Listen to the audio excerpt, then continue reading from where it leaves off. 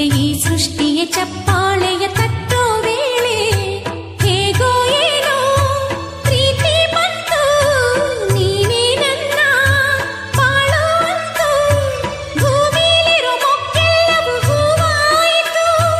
ಓನಲ್ಲ ನಿನ್ನ ಆಂತರ್ಯದಲ್ಲಿ ಮುಕ್ಕೋಟಿ ಸೂರ್ಯ ಬೆಳಗೋದ ಕಣ್ಣೆ, ಕಾದೈತೆ ಜೀವ ಬಾರಯ್ಯ ಮಾವ ಸಂಗಾತಿ ನಿನ್ನ